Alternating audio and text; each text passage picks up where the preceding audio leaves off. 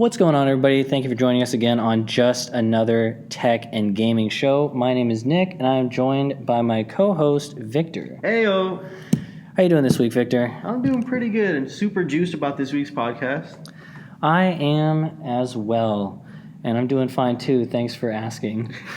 So let's just jump right into things. Last week was E3. We had a pretty fun episode that time. In case you didn't see that, that's just episode 1. It's our E3 2019 thoughts. Went over quite a few things there that happened at E3. This time, we're going to break into something else that happened at E3, but we're going to go into it in a little bit greater detail.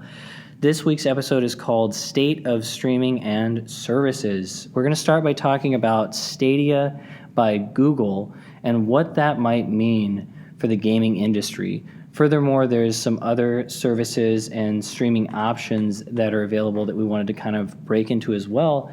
But to start us off, I just want to mention Stadia is coming in November 2019, looking at a founder pack that costs $129. That's going to come with a controller, a Chromecast Ultra, 3 months of their premium service, which will include Destiny 2, the collection. So just from the surface, Victor, how do you feel about Google Stadia?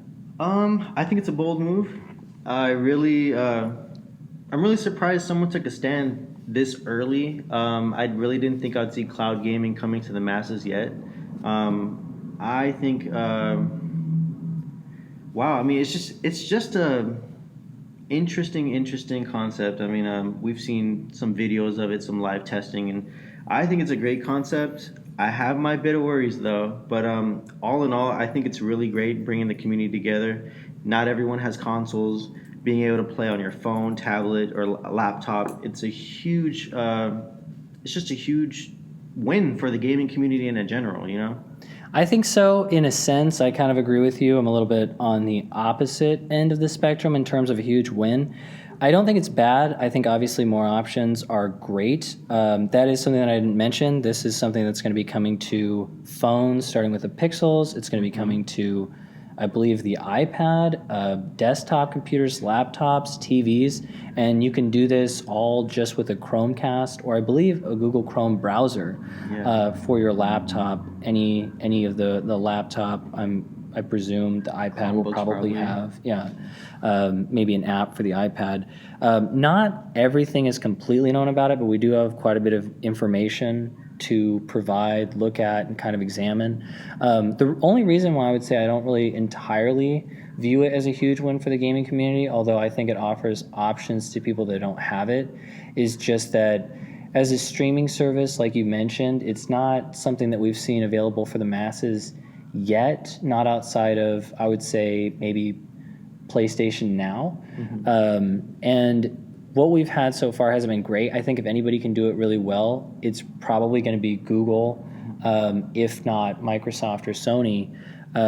So again, I do kind of think that it's a win for the gaming community. I'm not entirely sure how everything's going to pan out, but let's look a little bit more into it and kind of dive deeper here. Yeah, definitely. So just to kind of touch on it, what we're looking at is a service that's going to cost $9.99 a month for 4K gaming at 60 frames a second. Now it's going to stream. That sounds promising. 4K gaming, 60 frames a second. They seemed pretty set on that. Yeah. They did give us a little information that the equivalent of the graphics would be that of a console that gets 10.7 teraflops, which would be more powerful than the PS4 or the Xbox One X. So I imagine if that's the case, 4K 60 should be no problem. Yeah, it just blows my mind. 4K 60 right then and there. It just doesn't. It's something we don't even have now. Like the Xbox One X, most powerful console, can't pull that off. I mean, it can pull off 4K 60 certain games. Yeah. A lot of games it doesn't really play natively at 4K. It just upscales the games that it does play natively at 4K. I would think you would just, more than likely find that at 30 frames a second and not 60, just because it's powerful, the most powerful console we've seen. That mid-generation refresh, it's not entirely next gen, where I imagine we'd see a lot more 4K 60. So Stadia does beat it in terms of graphical quality, I imagine. Will it live up to it though? These are all just statements on paper. Us, the consumer, not many of us have had hands-on experience. We've seen videos and whatnot, but we don't know the circumstances of those videos. That's a good point too. A lot of times, I think when services come out, we're looking a lot more at numbers on a page, and of course, trying to boast this like, look at how amazing it is, look at all the things that it can do, and it's not very expensive, things like that. And if it's too good to be true, usually, if it sounds too good to be true, it usually is. I'm not saying that this sounds too good to be true. 4K 60 cloud gaming sounds pretty promising, and it sounds like it can happen.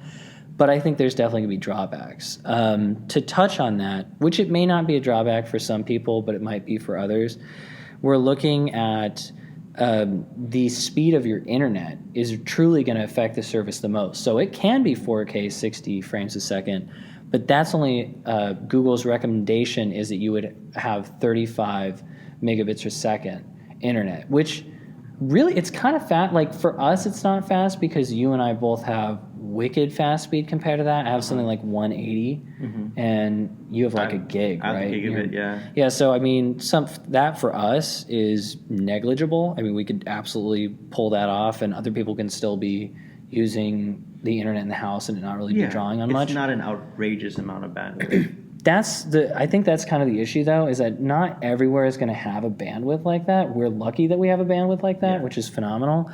And that's where I wonder if they're not going to hit what they want, or if they do and other people in the household, if any, suffer from it because they're sucking off of the same internet, and it's just going to end up throttling them or throttling you. Like, what are the performances there?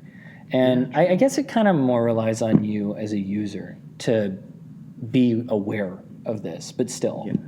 And I know they're going to have a lot of, I'm hoping they don't have issues, but I'm assuming because it's a new service, whole new concept, there's going to have its fair share of issues. And I'm pretty sure there's going to be some sort of number, some sort of email inquiry, some sort of blog post or fact or whatever, to where these people who aren't educated in technology diagnostics, like IT and stuff like that, router settings, internet speeds, are you using the right cables, Cat 5, Cat 4, like what kind of cables are you using? Right. What kind of Wi-Fi bandwidth, A, B. So, I mean, when it comes to a lot of people playing in one network, I feel like your network has to be able to support those things. Because think about it now, I mean, everyone has something in their hand, whether you're 5 years old or 50 years old. These devices have been ingrained in our ecosystem for a long time. Yeah. We've really been working towards it a lot as of late. Things have been getting a lot more refined. We have 4G internet speeds are probably already very capable. And another thing too, just to mention, 20 megabits per second is expected to get you HDR, 60 frames a second, 5.1 surround sound, and 1080p. Yeah. And that already sounds really enticing, I imagine, to a lot of people. You could be using that on your laptop easily, possibly desktop, depending on how big your monitor is, and absolutely your phone or your tablet. Like you don't really need a definition higher than that for your phone or your tablet. Exactly. Yeah. And then way down on the low end of the spectrum, which is the minimum, I believe, is 10 megabits per second, 720p, 60 FPS, but you're looking at stereo sound, not the 5.1. So, I mean, they have kind of a wide breadth depending on like how good your internet is in your area, whether it be 4G, whether it be, land-based internet. And I think they offer a good amount of options, which is nice so that they can get more users. And then kind of in respect to that, we're looking at them doing the service for $10 a month. They'd be charging $10 a month for 4K, 60 frames a second. Again, that comes with Destiny 2, the collection. You'd be a pro member, I believe they call it. Yeah. And that will include free games periodically. They have nothing on the list for that other than that. It also says something about pro discount on games. But in 2020, they're expected to release a free version of Stadia, which is going to allow 1080p, 60 frames a second. So you're missing out on the 4K, but it's still pretty good. And I think that's going to be a huge jump for them. I feel like they'll see a good amount of supporters for their beta early access thing. Right. But when it's free platforms, not everyone has the funds to pay. Like when you have these free to play games like Fortnite, immediately blew up. Exactly, because the cost to entry is zero. Yep. And then you can pay once you get in, which I think is what they're kind of expecting. I'm not sure how.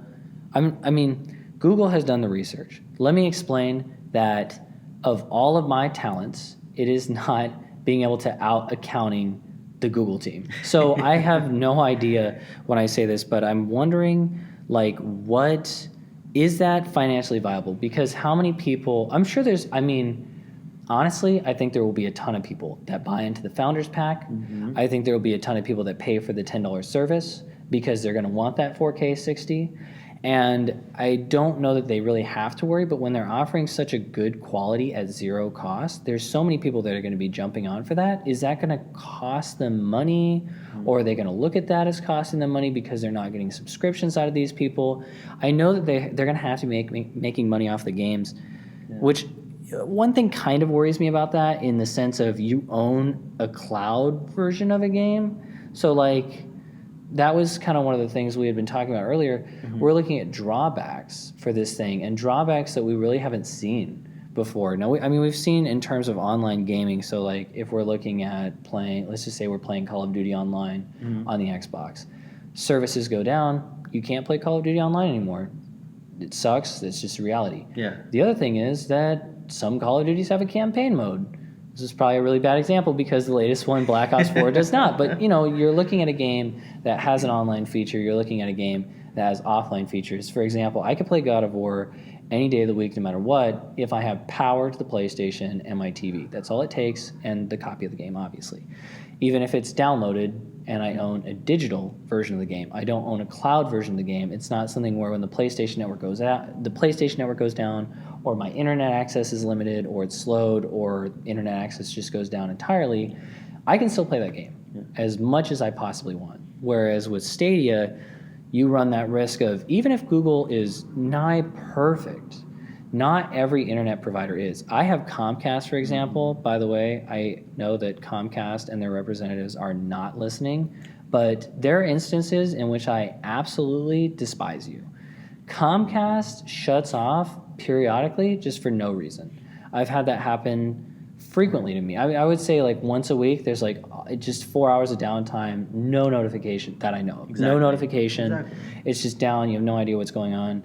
And I lose connection to the PlayStation Network. Again, I'm not pissed because I just put another game that I can play that doesn't require an online connection. But it is really frustrating. If you can imagine, maybe it's your weekend, it's your Sunday night, trying to play some Google Stadia, and for 4 hours your internet's down. It's not even Google's fault. It's just Comcast or another provider doing maintenance, or it just goes down for whatever reason, and you're not able to play.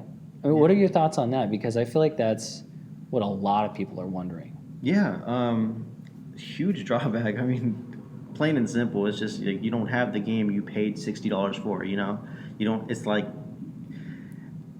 what do I do now? So I mean, honestly, I'm hoping they have a way to maybe combat that. Don't know how they would, but right. I know it's like. Yeah, it's a risk you have, but I mean, then again, it is a new type of concept where they're aggressively pushing forward to. So honestly, I don't think they'll get too much backlash on it. I mean, I don't think they'll get too much backlash on it just because it's like if you want to be first in it, you want to be the first people testing it out and playing it. You'll obviously have those those down moments, but. All in all, I don't like that concept. I hate the feeling that I'm paying this fee for this service and paying $60 for a game like I can pick up in the store and then maybe not being able to play it. Exactly. Right. Yeah, I personally have not had that much time to game lately. So it's really crucial when I have time to game, I want to be able to game at Absolutely. that time. That's a really big deal. I mean, if you really think about it, a lot of us have long work weeks or commutes and limited free time for stuff. We live in America after all, right? So, but you have limited free time. Anybody can end up having limited free time. Even if you're a student in school, you have limited free time between your studies. You want to be able to game when you want to game. I don't mean, it's going to vary because we're looking at Google, who's probably going to do a really good job of keeping those servers well maintained so that there's not a lot of big dropouts, and I'm sure that they'll notify when it is going to be going down. PlayStation Network periodically does this as well, and I'm sure that Xbox does it too. Xbox Live, I haven't seen it. I mean, Google's no stranger to servers. Yeah, exactly. I'm sure that there's going to need to be maintenance sometimes, and I think that everybody's pretty accepting of that, but like unscheduled maintenance or like just things crashing, things like that, the worry is just going to exist in everybody's mind because you don't truly own the game. You can't download it to something and like, okay, well, if the service crashed, luckily you can still play. Like, that's not the case here. Again, it's kind of a nebulous thing. Like, you don't know what you don't know type of deal, so it could be mostly perfect. It could be absolutely horrible and you totally regret buying the service. That's kind of another benefit, though, is that you could just either dial back to the free version of it and just do the 1080p 60 frames a second if you feel like that service falls out frequently, or you don't have to really buy games. And that's kind of where I wonder with that $10 a month monthly service. Like, if I was only paying $10 a month and they fairly frequently added a game or two to it, I guess I would say 3 or 4 times a month because there's lots of indie games. You're paying $10 to have the service, and I kind of expect something out of that, especially when you're pitting it up against Xbox Live Xbox Live Gold and PlayStation Plus. You're looking at two services that are similar in pricing, and they offer you a free game every month, or 2 in the case of Sony, and I think like 4 in the case of Xbox Gold. Yeah, they tend to usually do two Xbox One. And sometimes they're older, but that's yeah. okay too, and I think people would be fine with that as well, like indie games, older games on Google Stadia to be given away. Yeah, exactly. Because if I'm just, that's another one of those things where you can end up paying $10 a month, you don't buy a bunch of $60 games, and then you're satisfied purely because you're not really paying anything other than that $10 entry fee every month, and then you're just enjoying those games. Exactly. And you're not locked in. You don't like. It's not like buying a console. You're not out $300 if you don't like it. Right. You can't just get rid of it. At least with this, you can try it out, pay the subscription fee. Maybe buy one game. All in all, you wouldn't be out too much. You'd still be able to kind of test the waters which is kind of nice. For the Founders Pack, though, I mean, that's kind of the risk you run as a founder, though. Yeah. Is that you're paying $130, which I also kind of want to look at in comparison to what else you can get for $130, which is essentially nothing. But if you pay $130 and you get the Founders Pack, it's a pretty low cost of entry, and you end up having 3 months of their premium service. You get Destiny the Collection as part of the package, so you get a controller, the Chrome Ultra, and then you're also looking at Destiny the Collection 3 months. So I mean, it's a decent value there for $129. But the thing is, you also have to recognize, let's talk over the course of the first year. Now, I don't know what other free games are going to come out, so bear in mind that the values aren't going to add up exactly. But over the cost of the first year, you'd have 9 months that you need to pay for, meaning that that's $90. You're looking at something like $220 for a Founders Pack and your full first year of going premium. And for $220, you can probably come by a used or an on sale Xbox One S. And usually you get a month of live free, and usually you get a month of Game Pass free. And that's a crazy value, and you never have to pay again for the Xbox. It's the one-time fee. Now, you can get the services as well, like you can get Game Pass, or you can, of course, buy games for it. Those games are permanently yours, whether you buy them digitally or physically. I mean, bear in mind, sometimes there's like legal issues with the digital version of games. If you don't download it at a certain point, it goes away from the store, you can't get it again. That really sucks, but I think it's still totally different than owning a cloud copy of a game, which just, every time I say it, I feel like it like raises the hairs on the back of my neck. I'm like, ugh, I don't like the idea of owning a cloud copy of a game. It just makes me feel... And that's exactly what the Xbox users felt when Microsoft kind of went in with the diskless drive for Xbox. It's like, hey... You're making us feel uncomfortable because it's something that we're not entirely used to. Yeah. Right now, PS4 Pro, PS4, Xbox One S, Xbox One X all have disk drives, except for the digital-only version of the Xbox One S, which again, like you mentioned, it's new. It's just, all it is taking a feature away. That's all it's really doing, is taking away that disk drive, so you can no longer watch your 4K Blu-rays or regular Blu-rays, and you can no longer just purchase a physical copy of the game, you know? And that's kind of, it's just not very good. Another thing with that, though, as I was mentioning, like, you can buy that console, and that's about a year's worth of the Founders Edition of Stadia, right? So I feel like that might be a better value. Now, if you're comparing apples to apples, though, and we're looking at 4K gaming, now the closest thing you can get, not everything's going to be 4K 60 frames a second, would be the Xbox One X, maybe a PS4 Pro. Yeah. Now it's getting to a wider gap. You're looking at spending $400 for the PS4 Pro.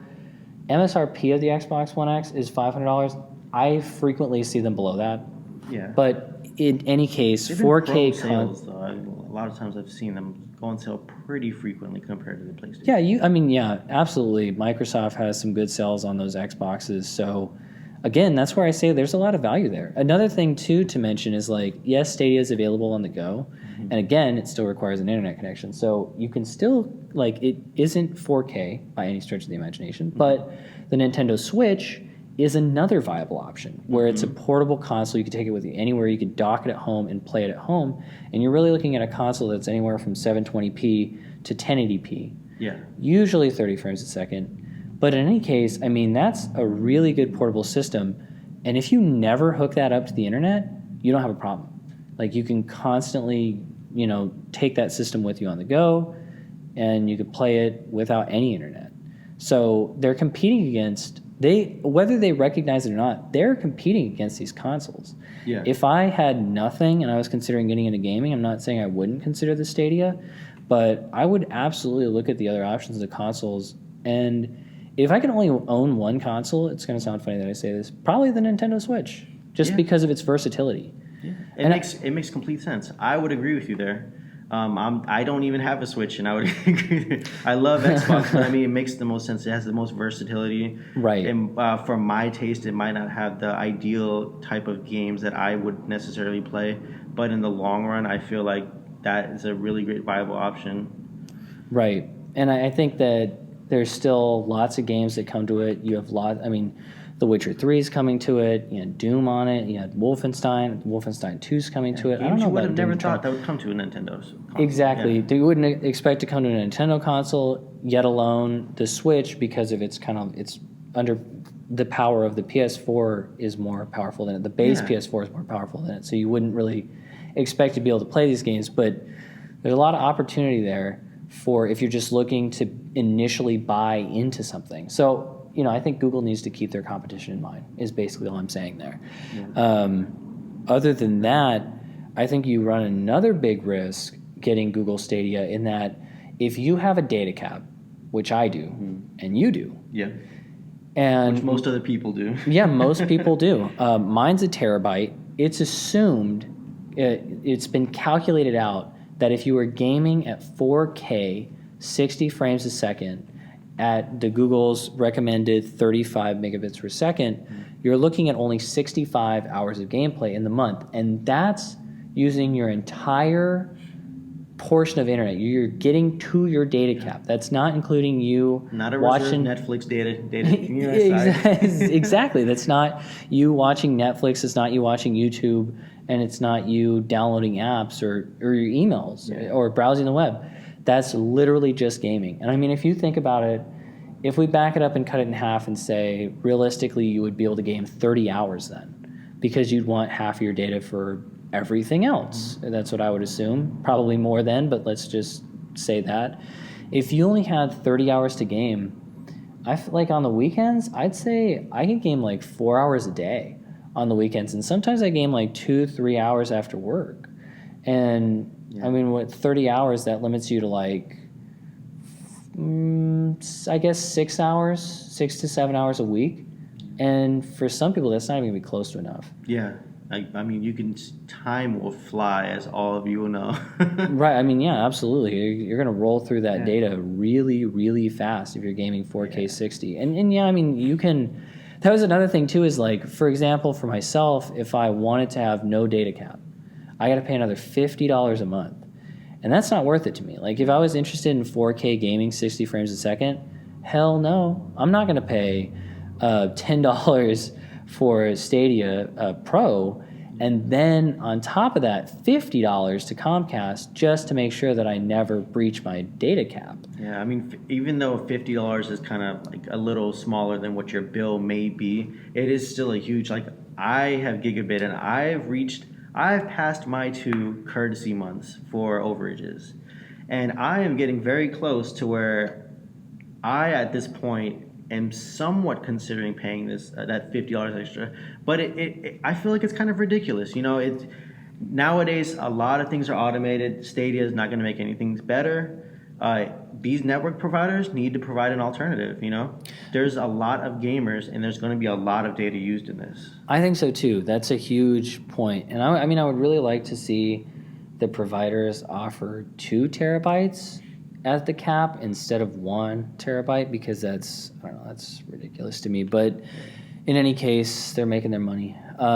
So that's another risk I would say with Stadia. Obviously, if you're going to game 1080p 60 frames a second, you're going to use a lot less. I think that sounds a lot more viable to me. Again, another reason why I think not getting Pro might be a huge deal. I think that a lot of people might not get Pro, especially when it comes to that, just because you're going to be saving on your data usage if you're not doing the 4K. And that's if you get that usage. On paper, you might get you could 150. You could use more, you could use less. Yeah, and it fluctuates. Right. If it's a high volume, Friday night, everyone's on their internet. That's gonna tighten your bandwidth. You might not even be able to play 4K gaming if you want to, like apartment complexes. That's true. And stuff. That's a good point. A lot of those sharing connections. Student dorms. Yeah, yes, that's a perfect example. Student dorms. Right. Yeah. You're going to be gaming 720p, but everybody's going to be gaming 720p. And the one guy with the PlayStation, everybody's going to have to go visit their dorm. Yep, exactly. Yep. Exactly. But and with that, I mean, that's a really good point as well. So. But that said, I think that Stadia could still be a very viable option for a lot of people. I don't think that anybody should turn themselves away from Stadia for these things. I think that it's just something that you kind of need to make yourself aware of before you get yourself into the situation. Exactly. Yeah. Man, I had 1 or 2 more things to say. I think you need to be mindful that your router isn't super old. Yeah. Because you want to have a good bandwidth on your router. You want to have it offer you quality connection. Other than that, I don't know that I have too much more for Stadia. Was there anything else that you can think of? Not much. I mean, a lot of information was already released. I know there's going to be more to come in the coming months. Absolutely. Up to its official release. But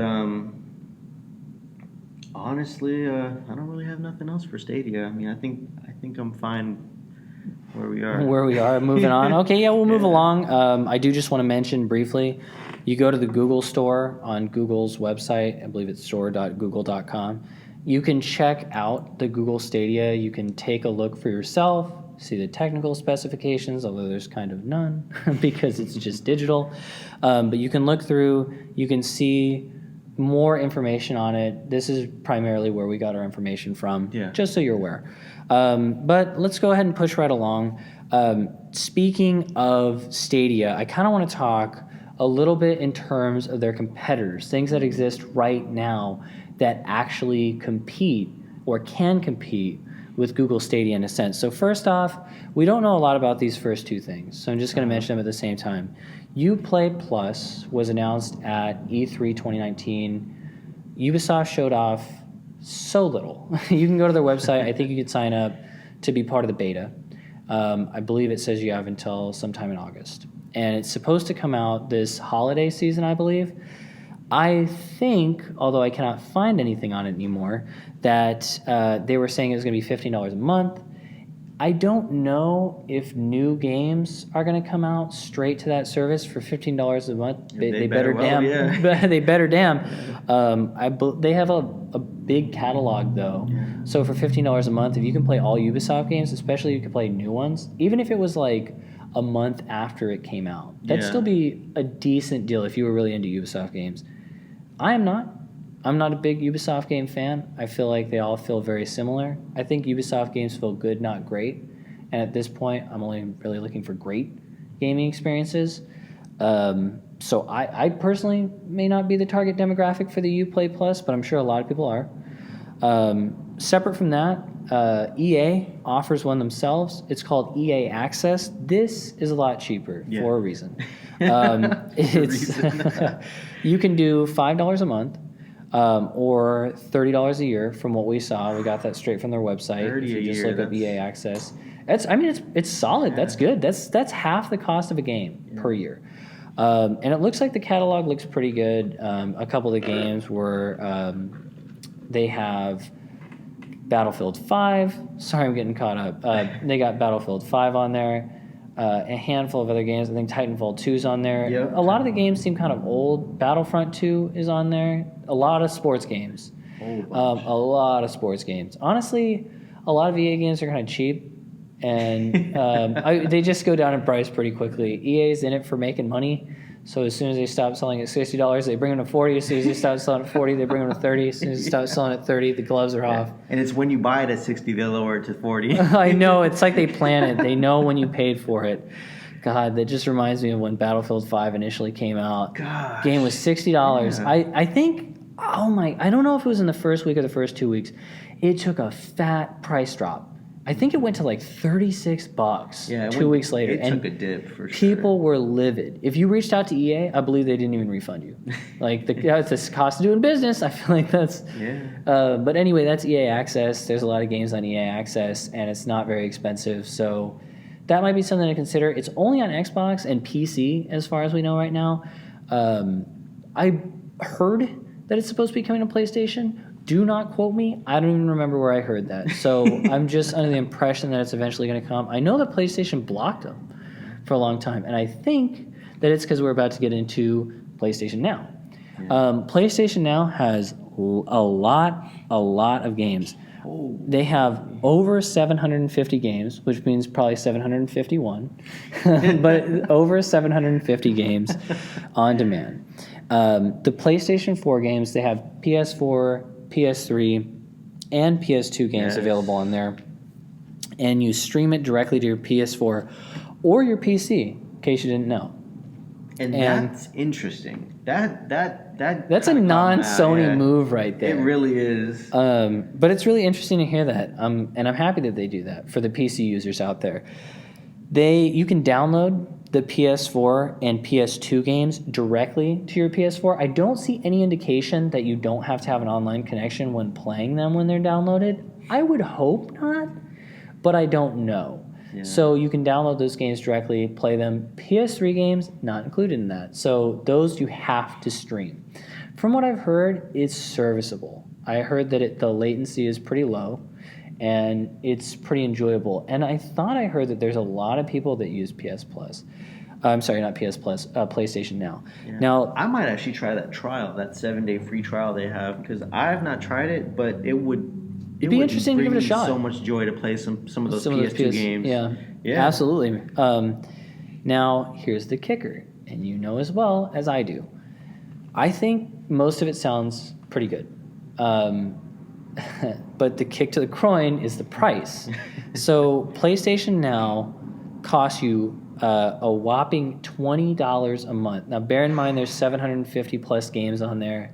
I think there's games continually added, but I don't think a lot of them are new. I think a lot of them are probably indie. A lot of them are probably really niche games that you've never heard of.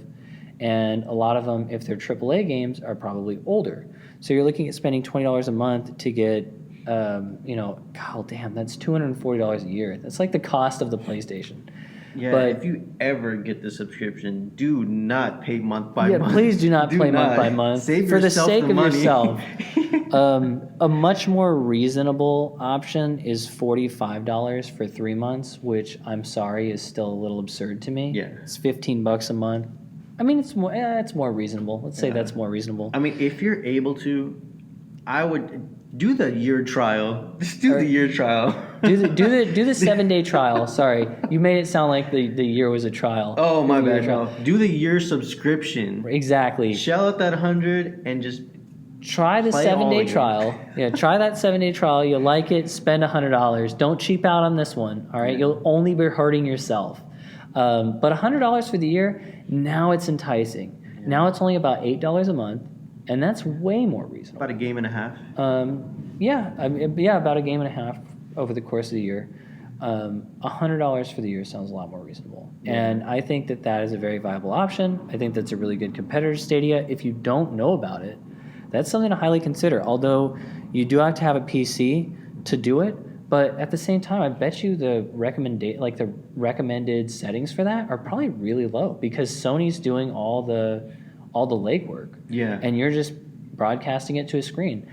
This is the saddest part, and I hate to say it, but I remember, and some other people will remember as well. PlayStation Now was available, may still be, I don't think so, on some Sony TVs. So if you had a Sony TV, you could use PlayStation Now. Isn't that awesome? And I don't think that that's true anymore. Like, I don't think they make any more TVs that allow for the PlayStation Now app to play these games. Because that's killer. I do That'd be remember awesome. that, yeah. Like, imagine if you could play PlayStation Now on the Roku. Then Google Stadia would be in some serious trouble. Mm-hmm. And in addition to that, they also had the ability to do PlayStation Now. This is even sadder. They made a streaming box called the PlayStation TV. And it was a little streaming box. I'm looking at Victor's face, by the way, because you guys can't see it. He's looking so puzzled, which proves to me that me and like maybe 10 other people know that this existed. So the PS Vita, you know what that is, right? Yes, their flop. the big flop that was the PS Vita was such a big flop. Sony made a little box called the PlayStation TV, which could natively play Vita games. You could put the little cartridge in the PlayStation TV, the little streaming box that they had, and you could play PlayStation Now on it. And one of the things is I think they had a bundle that came with a Lego game, a Lego PS Vita game, and a DualShock 3 controller for you to play PlayStation Now games. It is so, like, it's obvious no one knew that existed because it's gone. And it would be so cool if they brought it back in some capacity, especially because Stadia exists. If they were like, this is a streaming, gaming service, and then they showed it and they brought out a little box, and for $100 you can get a box and a DualShock 4 controller, that'd be amazing. Yeah, honestly, that would be a smart move on their end. Maybe they're just working to redeem themselves because obviously it didn't work. Yeah, obviously it didn't work. I swear, I feel like there was no marketing, and that's the worst part. And I think Sony is under the impression that marketing is showing trailers for games and then at the very end showing the console and then just saying PlayStation TV. Like, no one would know what that is. Yeah. If it just shows a little box on screen. And then they always had to show everything else. So it'd show the PlayStation TV if they had one. A DualShock 4 controller, and then like the PlayStation 4. And people would be like, look, it's for the PlayStation 4. Everybody would gloss over the fact that it exists for anything else. Mm-hmm. But anyway, we can kind of move away from that. I do think that's pretty cool. Obviously, you don't get to keep the games. You have to keep using your service in order to be able to, do it. Another cool part about this, though, just so everybody knows, I don't know if you can do it on PC. I know you can do it on PS4. I think you can rent the games for a certain amount of time. So if you wanted to, you couldn't buy the game, but I'm going to use this as an example because I love this game. Catherine, I believe you can rent, and you can rent those for up to, I think, 180 days. Don't do it if you're going to rent it. Just get the yearly subscription for $100. That's something that I would consider if they would put more new games on there. Like if there was like a time frame where they're like, even if they said like 6 months after release, we'll put our first party games on there, I think I would still buy into it. Okay. It makes sense to push that product out, There would at least be some people that would buy into it. Yeah, definitely. Moving right along though, away from PS Now, the biggest competitor to them, and I think they don't understand, is Game Pass, in my opinion. Game Pass for the Xbox. And the biggest reason, I think, too, is Game Pass Ultimate. Yes. So just to give you guys a little perspective, Game Pass Ultimate just came out. So you can get Game Pass. It's $10 a month. You get it for your Xbox. There's over 100 games, and you download them right to your Xbox. So this is not cloud gaming. So bear this in mind Once again, this is not cloud gaming. I know that I'm talking about not cloud gaming. I'm saying it's a competitor against cloud gaming. Hear me out. Xbox One S's are pretty cheap. If you bought one of those and you just paid for Game Pass, you could never buy a game. You really could. They have great games on there. Yeah, and they be have happy with that collection. Yeah. Absolutely. They have recent releases come up hella fast. And Microsoft produced games like from their studios are available day one. Yeah. And they don't leave. And so it's amazing. So you always have an amazing catalog of Microsoft games. By the way, every game that I have downloaded, I've had an Xbox now for 6 months, I think, or 5. Yeah. Anyway, so I've had an Xbox, got it at the beginning of the year. And I have not had a game that has gone away from my library like, oh, sorry, it expired. I haven't. It seems like the library is expanding and not shrinking. At some point, I imagine it will. Yeah. Kind of like the games interchange a little bit. But there's great games on there, and a whole bunch of arcade games, which is kind of to be expected. You want to fill that library. But nonetheless, there are still great games in there. There's tons of good AAA games. There's tons of good indie games. There's tons of great arcade games. There's good Xbox 360 games. I don't know if they have Xbox games. They probably have maybe one or two. Very small. And another thing with that, by the way, just bear in mind, an Xbox One S with Game Pass, and you could buy Xbox 360 games to play on it and original Xbox games to play on it, you would have the fattest library for the slimmest price. And if you're a cheap-ass gamer, that's the go-to. I mean, seriously, that is a huge, huge advantage over every other service. And really consider it, because Game Pass is great. But Game Pass Ultimate, which is $15 a month. Now, Game Pass is $10 a month. Game Pass Ultimate is $15. And for $15 a month, you have access to Game Pass, which is coming to PC. I don't know if it's on there yet or not. It's in beta right now. Okay, yeah, it is in beta. I do remember that now that you say it. But you have access to Game Pass on PC. I don't know all the stipulations there. I imagine your PC has to be able to run the game. Yeah. I don't think it's a stream. No, it's definitely not a stream. We'll talk about that in a second, though. Yeah, from what I know... well, we'll talk about it in a second, yeah. So Game Pass, I think your system has to run it if you're doing it on PC. The other thing is it includes it for the Xbox, obviously. Yeah. And it includes Xbox Gold, which Xbox Gold would be $5 a month if you buy the yearly subscription, but you could just spend $15 monthly. It bundles Game Pass and Gold together. I only have kind of like one thing that I don't particularly like about Xbox Game Pass Ultimate. It's so minor, by the way. I don't necessarily like that some of the games are going to come, it seems like it. Gears of War 5, to my knowledge, is coming to Game Pass Ultimate members first by 4 days. Not a huge deal, and I really want to mention it's not a huge deal, but it makes me wonder if there's going to be exclusively Game Pass Ultimate games at some point, because you see the deviations start to occur. Of course, it just came out. Game Pass Ultimate just hit, so bear in mind that I could just be freaking out for nothing here. That's about the only thing that I don't like about it. But I mean, what are your thoughts on Game Pass and Game Pass Ultimate generally? I really like that concept, honestly. I'm usually a yearly subscriber, but within the last couple months, I've been paying monthly, which is ridiculous. I looked at my bill. Why am I paying $10 a month when I could pay $60 a month for a year? Doesn't make sense. So I went ahead and switched it up, and I joined Game Pass for a few months, paying $10 a month. This Game Pass Ultimate feature is a huge money saver for me. I mean, without paying $10 a month, with paying $15 a month, regular price $15 a month, I get Gold and I get Game Pass. So realistically, I mean, it's nice that they bundled it up, and there's this thing going on where they're doing a $1 promotion due to E3, and they will match your Gold subscription to your Game Pass. What that means is... Plus your Game Pass. If you have any Game Pass open, I'm sorry to cut you off. If you have any Game Pass still left and Gold, it puts them together. It combines it. Yeah. And then Victor will finish. Yeah. Yeah, they'll combine it, and they'll match it up to 3 years.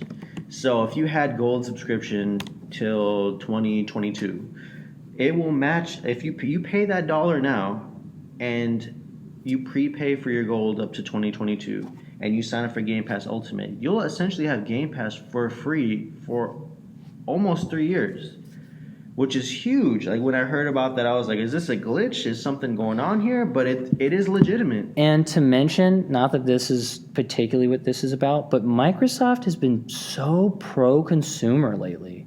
That's an amazing pro-consumer move, that you could switch your stuff over for $1 to Game Pass Ultimate, and it gives you, like, for example, this is what I did. And I just got as much gold as I possibly could, as much gold membership as I possibly could, then converted it over, because it automatically gives you the Game Pass Ultimate for that amount of time. So it's like getting free Game Pass. Yeah. So it's just like, that's the most pro-consumer move I've seen Microsoft pull. It's great. You're saving $10 a month at base for the console Game Pass for up to 3 years. I mean, that adds up. That's almost up to, that's a little over $300, you know. I mean, there's some substantial savings in there. You could, you presumably, if you had 36 months of gold, you upgrade, it's like saving $360, because you're saving that $10 every month that you're not having to pay for Game Pass, but you're getting it. Yeah, and usually for gamer, it's an investment. You're gonna keep Live. If you have Xbox Live, you're going to keep Xbox Live if you're able to, you know. Right. Absolutely, for sure. And just to mention, as Victor mentioned, because they announced it, they showed it off at E3, announced it at E3, they brought out the promotion for E3.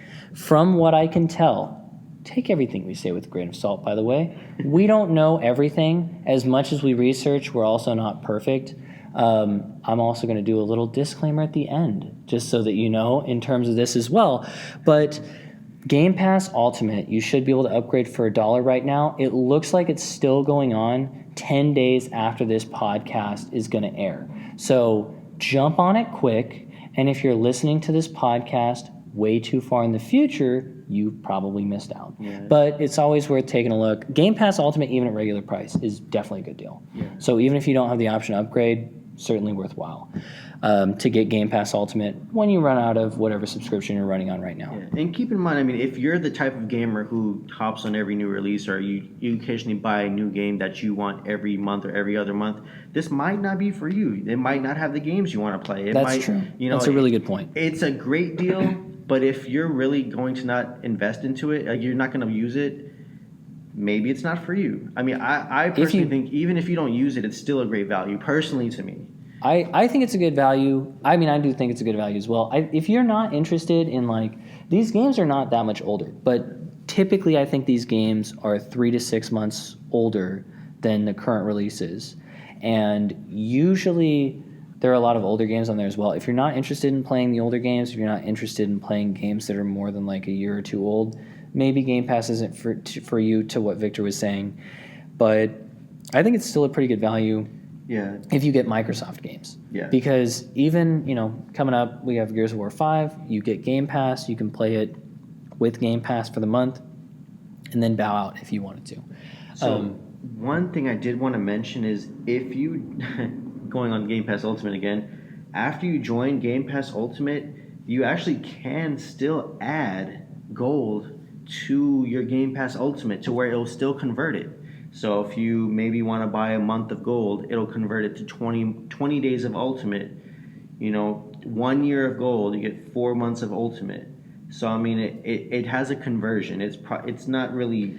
Yeah, there is a conversion chart that's available from Microsoft on Xbox.com that you can find. I'm sorry, you'll have to find it on your own. But it looks like it is. Get as much gold as you can before doing Game Pass. Yes, maybe don't get gold. Don't add after doing Game Pass. It's not the best deal after, but you can still redeem into it. Yeah, let's say you had a card laying around or something. You can still get extra from it. Don't throw it in the garbage. Yeah. Other than that, so the biggest benefit to Game Pass, and really what was my only point with this, is that you download the games to your console. You can then play them on your console. You do not have to be online. to play these games. So we're not relying on Xbox Live, which is pretty rock solid. Yeah. We're not relying on Xbox Live. You're not relying on your internet connection. You're solely relying on the hard drive in your Xbox. That's all you need. And you can just play the games right off of your Xbox. Every single game on Game Pass reliability. downloads to your Xbox, and you play it right from there. So that's why I say it's a huge competitor to Stadia. Just in that the value proposition is huge. It's a very big deal, and it's only $5 more a month than what you're going to have to pay to get Stadia Pro. And I mean, for me as a gamer, if I can only have that Xbox One S and Game Pass versus having Stadia and the Stadia Pro, I probably would just go with the Xbox One S and Game Pass. I think there's just a ton of value there. That's me personally, my opinion. Yeah, I mean, we Take it grew as you up will. on physical copies. We grew up on consoles in-house, physical discs in-house. Right, I mean, exactly. Maybe to So- the younger generation, they might be more pro just because it's kind of, I mean, it's really innovative. You know, it's convenience. For sure. It's huge convenient. But I mean, we'll just kind of see. Honestly, I mean, it's a mixed market. I feel like you got a lot of You have a lot of gamers. options out there too, though. I mean, that's the benefit. And I know, I'm sorry, I see where you're going. Kind of that thing where like you and me might not be prone to it, but younger people might be, or people who are less concerned with that stuff. Maybe people with so much money they just throw it at whatever they can. That's not us, although we pretend to be. You know, anyways, aside from that, I think that having as many options as possible is great. I don't want to touch on it too much, but I just did want to mention that XCloud, they showed a little bit of that off at E3. Yeah. It's running based on Azure. Is that correct? Yes. It is. And first of all, like we saw a little promotional video before we started doing the podcast today, and it looks so promising to me. Like the way they explain it is really phenomenal, and just that it's like they have lots of Xboxes up and running and ready to go in a I guess you would call it a server farm somewhere basically. where they have Xboxes ready to play these games for you, and then you would be playing them pretty much on anything again. You know, your phone.